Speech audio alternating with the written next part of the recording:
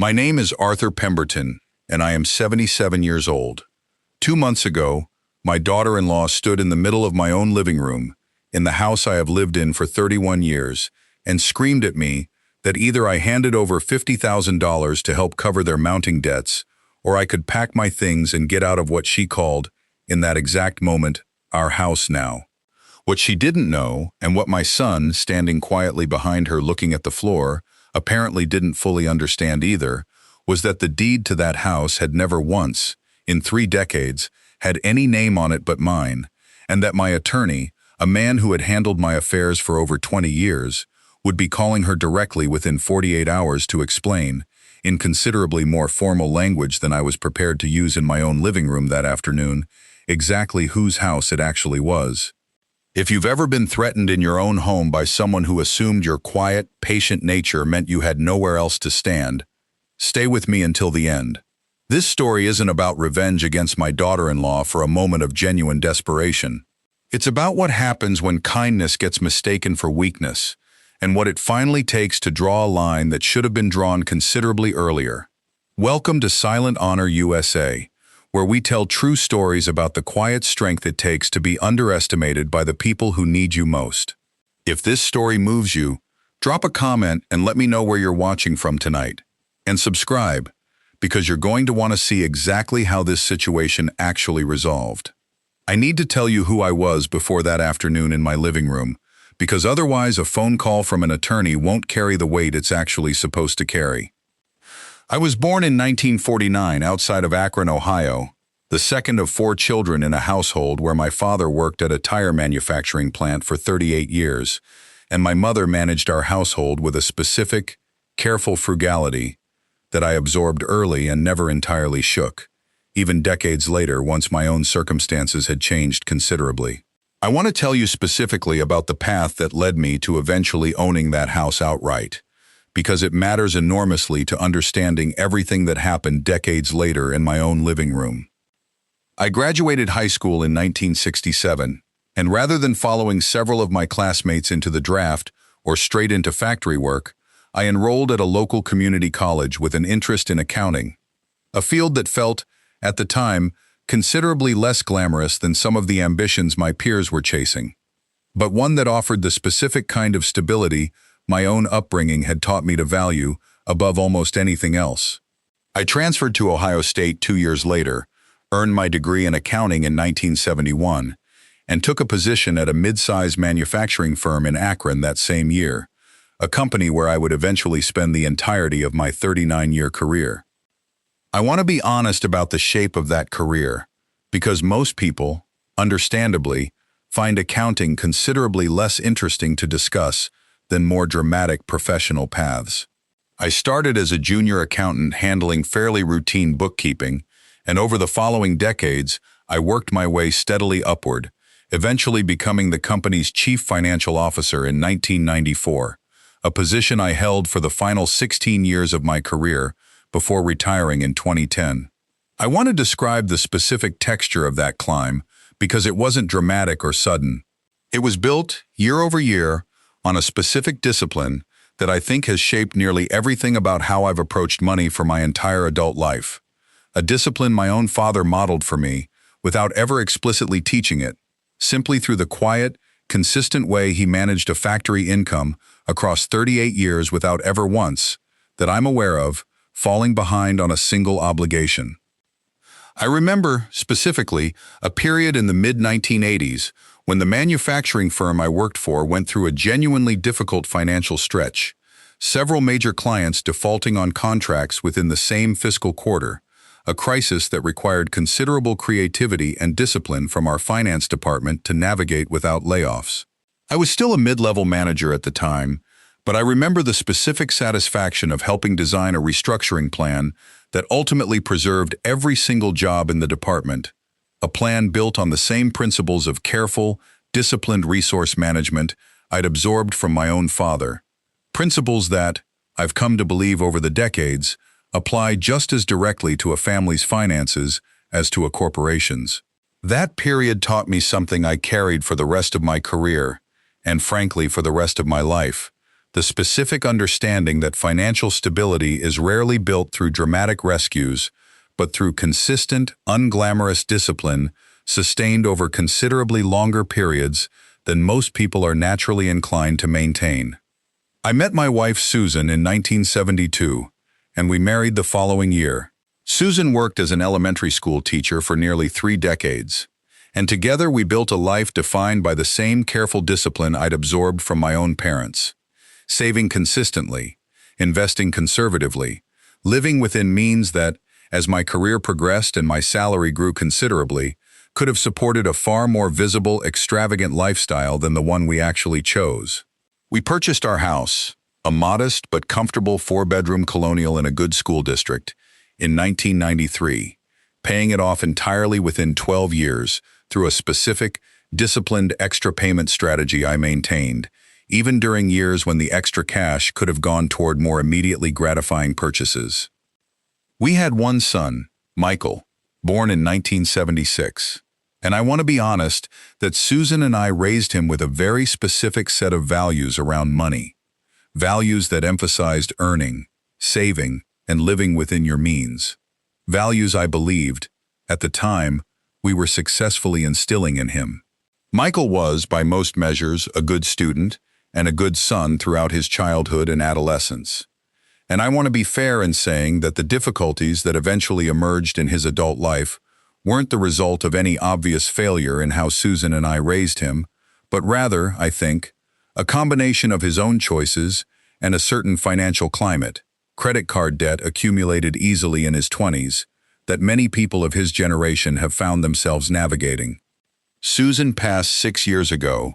following a 2-year illness that I won't describe in detail here, and since then, I've lived alone in that house, the same house Susan and I raised Michael in, the same house where, 31 years after we first purchased it, my daughter-in-law would eventually stand in my living room and tell me to get out. I want to tell you about Michael's marriage to Jennifer, because it matters considerably to understanding the specific dynamics that eventually led to that confrontation.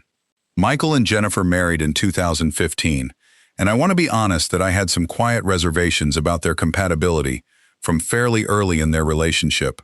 Reservations I never voiced directly to Michael, believing, as most parents eventually learn to believe, that a grown son's choice of partner isn't a decision a father should interfere with unless something genuinely alarming is at stake. Jennifer worked in retail management, a demanding, often thankless job that paid considerably less than either of them seemed to fully account for when planning their lifestyle together, and Michael worked in a mid-level sales position that, while respectable, similarly fell short of supporting the specific lifestyle they gradually built for themselves. A larger rental home than their combined income comfortably supported, 2 newer vehicles financed at what I later learned were considerably unfavorable interest rates, and a pattern of vacations and purchases that, from my own careful, disciplined perspective, seemed to consistently outpace their actual financial reality. I want to be honest that I watched this pattern develop over their nearly 9 years of marriage, with genuine, private concern I occasionally, gently, tried to express to Michael during our periodic conversations, suggestions about budgeting, about the specific dangers of the kind of revolving credit card debt he'd mentioned once or twice in passing, suggestions that Michael generally received politely, but that never seemed to translate into any real change in their spending habits. I remember, specifically, one conversation around their 5th anniversary, when Michael mentioned, almost in passing, that they'd financed a fairly significant vacation to celebrate rather than paying for it outright. A comment that concerned me considerably at the time, but that I chose, in keeping with my general approach to their marriage, not to press further, believing that repeated unsolicited advice would likely damage our relationship without actually changing their behavior. I never offered unsolicited financial help during those years, believing, based on my own father's example and my own professional understanding of financial discipline, that bailing out poor financial habits without addressing the underlying pattern would simply enable the pattern to continue and deepen. I want to be fair to both Michael and Jennifer in describing this period, because I don't believe either of them set out deliberately to live beyond their means in any reckless or irresponsible sense. I think rather that they gradually adjusted to a lifestyle that crept upward slightly faster than their combined income could comfortably sustain. The kind of gradual financial drift that happens to a great many young families, made considerably worse by the specific, compounding nature of credit card interest once the gap between spending and income becomes a recurring rather than occasional pattern. About 18 months ago, Michael and Jennifer's financial situation apparently deteriorated considerably further, a combination, as I later learned, of a temporary reduction in Jennifer's hours at her retail management position, an unexpected medical expense involving one of their two children, my grandchildren, and the continued accumulation of credit card debt that had, by that point, grown to a specific figure Michael eventually shared with me, just under $40,000, at interest rates that were compounding the problem considerably faster than their minimum payments could address it. I want to be honest about what I knew and didn't know during this period. I understood in general terms that Michael and Jennifer were struggling financially, but I did not understand, until the specific afternoon this story centers on, the full scope of exactly how serious that struggle had become, or the specific way Jennifer had apparently come to view my own financial situation and my own house as a potential solution to a problem she and Michael had spent years quietly building for themselves. 2 months ago, on an ordinary Saturday afternoon, Michael and Jennifer came to my house for what I understood, going into the visit, to be a fairly routine family lunch, the kind of casual weekend gathering we'd maintained with reasonable regularity since Susan's passing. Michael checking in on his father, occasionally bringing the grandchildren along, though on this particular Saturday the children had stayed with Jennifer's sister. I want to describe the early part of that visit, because it started, genuinely, in a fairly ordinary, pleasant register, Michael helping me with a small home repair project in the garage, Jennifer preparing lunch in my kitchen with a warmth that gave me no particular indication of what was coming. It was partway through lunch, once we'd moved into the living room with our coffee, that the conversation shifted, Jennifer bringing up, somewhat abruptly, the specific topic of their financial situation, describing, with visible tension, the accumulated debt, the reduced hours, the medical expense, painting a picture of genuine mounting strain that I want to be clear I found genuinely sympathetic, even as the specific way the conversated to witness. "Arthur," Jennifer said, and I want to note that she had always called me Arthur rather than any more familial term, a small detail that had never particularly bothered me, but that I mention now because it reflected, I think in retrospect, a certain persistent distance in how she'd always related to me. "We're really struggling, and I think it's time you actually helped us, the way family is supposed to help each other." I responded, I believe reasonably, that I was certainly willing to discuss their situation and think through what kind of support might genuinely help without simply delaying a larger reckoning with their spending patterns, a response that, in retrospect, was clearly not the answer Jennifer had been hoping to hear, based on what happened next. "That's not good enough," Jennifer said, her voice rising considerably, standing up from the couch in a way that immediately shifted the entire register of the room from a difficult but civil conversation into something considerably more confrontational.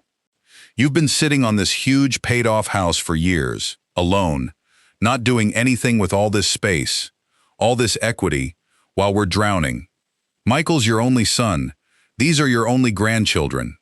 I think $50,000 is honestly the bare minimum you should be willing to do for your own family, and honestly, if you're not willing to actually step up the way a father is supposed to, then maybe you should just give us the house outright and go live somewhere smaller, because clearly you don't need all this space just for yourself." I sat there, 77 years old, holding my coffee cup, absorbing not just the specific dollar figure, which was substantial, but the particular framing of the demand, the suggestion that my own home, purchased and paid off through 4 decades of the same careful discipline my own father had modeled for me, was somehow an unfair excess I was obligated to surrender or monetize on behalf of my son's household. I want to be honest about what happened next, because I think the specific details matter. I remained calm, genuinely calm rather than performing calm, a demeanor that seemed to frustrate Jennifer considerably further rather than de-escalate the situation. Jennifer, I said, I understand you're under real financial strain, and I take that seriously. But I'm not prepared to hand over $50,000 on the spot, and I'm certainly not prepared to discuss giving away my house, which, I want to be clear, is not a joint decision between the three of us. This house belongs to me alone. It was at this point that Jennifer said the words that became the actual center of this entire story. Fine, she said, her voice now genuinely raised to something approaching a scream. Then either you give us the $50,000 right now, today, or you can pack your things and get out. Because Michael and I have actually talked about this, and honestly, at your age, you probably shouldn't be rattling around this big house alone anyway. Maybe it's time you actually did something useful with it, for people who actually need it, instead of just sitting here alone with all this space going to waste. I looked over at Michael during this outburst, genuinely hoping to see some indication that he understood how far this conversation had traveled from anything resembling reasonable. And I want to be honest that what I saw instead was considerably more troubling to me than Jennifer's outburst itself. Michael sat there, looking down at his own hands, saying nothing, neither defending me nor visibly agreeing with Jennifer, simply absorbing the moment in a kind of passive silence that told me, more clearly than any words could have, that this conversation had likely been discussed and rehearsed between them before they'd ever arrived at my door that afternoon. I want to describe what I felt in that moment, because I think it matters to understanding what I did next.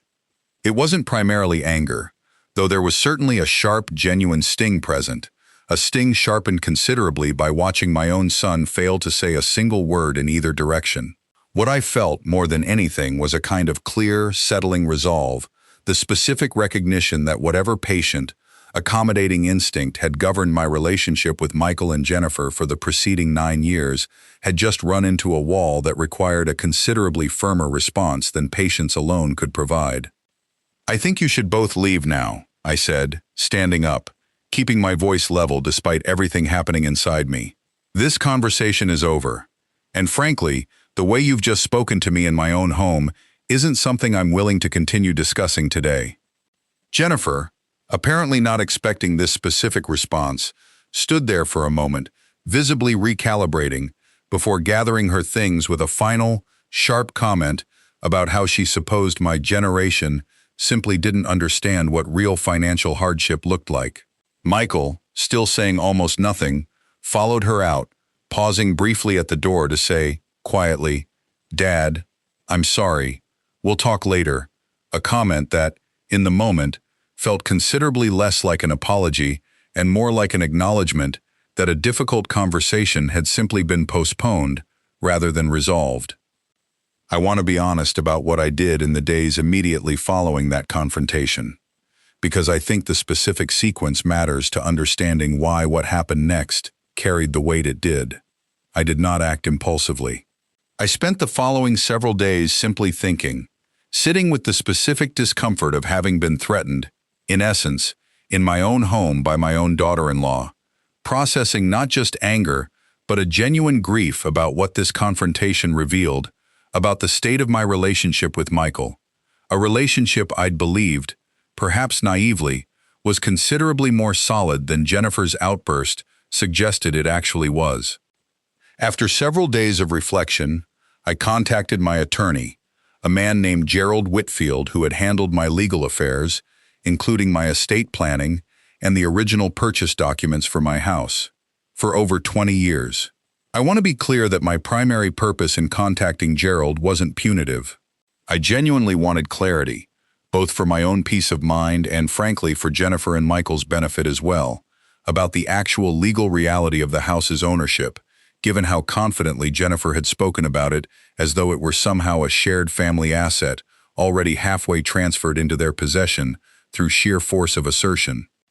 Gerald confirmed what I already knew but wanted formally documented, that the deed to my house had never, in the entire 31 years since Susan and I purchased it, included any name but my own, that Michael had no legal claim whatsoever to the property, current or future. Beyond whatever I might eventually choose to leave him through my own estate planning, a plan that, I want to be honest, I have maintained and updated regularly over the years, intending for Michael to inherit the house eventually, a plan that Jennifer's outburst had, admittedly, caused me to begin quietly reconsidering in the days following that confrontation.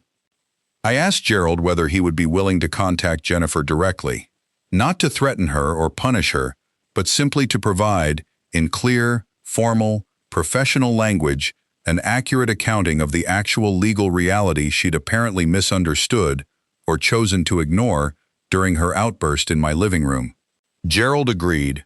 and 2 days later, he called Jennifer directly, a conversation I wasn't present for, but that Gerald later summarized for me, explaining, calmly and professionally, that the house was solely titled in my name, that no legal mechanism existed compelling me to transfer any portion of my assets to Michael or Jennifer during my lifetime, and that any future demands of the kind Jennifer had made in my living room, particularly any suggestion that I could be pressured or forced out of my own legally owned home, could potentially constitute a considerably more serious matter than a difficult family conversation, one that, if it continued or escalated, might eventually require more formal legal intervention. I want to be honest about learning, secondhand through Michael a few days later, how that phone call actually landed with Jennifer. Michael called me, sounding genuinely shaken, and told me that Jennifer had been, in his words, completely blindsided by hearing the situation described in such formal, legal terms, that she had apparently believed, in some genuinely confused way, that a house owned outright by a parent somehow existed in a kind of shared family limbo that adult children and their spouses had at least some claim to, an assumption I found genuinely surprising given how clearly, I'd always believed, the actual legal and financial realities of our family had been understood, or at least available to be understood, by anyone who'd bothered to ask directly. "Dad," Michael said, during that phone call, "I need to apologize, properly, for what happened that day. I should have said something when Jennifer was talking to you like that. I just froze. I didn't know what to do, and I think some part of me knew what she was saying was wrong, but I also knew how scared she's been about our finances, and I didn't want to make things worse in the moment by contradicting her in front of you. I want to be honest about how I responded to this." "Michael," I said, "I understand fear can make people say things they wouldn't otherwise say. I'm willing to have real compassion for the fact that you and Jennifer are genuinely struggling. But I need you to understand something clearly. What happened in my living room wasn't simply Jennifer expressing fear. It was an explicit threat, delivered in my own home, suggesting I could be pressured or removed from a house I own outright, a threat that you sat and witnessed without saying a single word in my defense. That silence, Michael, concerns me considerably more than anything Jennifer actually said. We had, over the following several weeks, a series of considerably more honest conversations than Michael and I had managed in years. Conversations that required, on my part, a specific kind of directness I'd generally avoided in our relationship, believing, perhaps mistakenly, that avoiding difficult confrontations was a form of kindness, rather than, as it turned out, a pattern that had allowed a serious problem to develop without any real correction along the way. I told Michael during one of these conversations, something I'd never previously articulated to him directly, that Susan and I had built our entire financial life around a specific philosophy, that genuine security comes from living within your means and building slowly rather than from external rescue whenever circumstances become difficult. A philosophy I'd hoped, perhaps too passively, he would simply absorb through observation rather than needing it explicitly taught. I acknowledged, in these conversations, that I likely bore some responsibility for never having these direct conversations with Michael and Jennifer earlier, before their financial situation had deteriorated to the point of a screamed demand in my living room, a recognition that came with its own particular discomfort,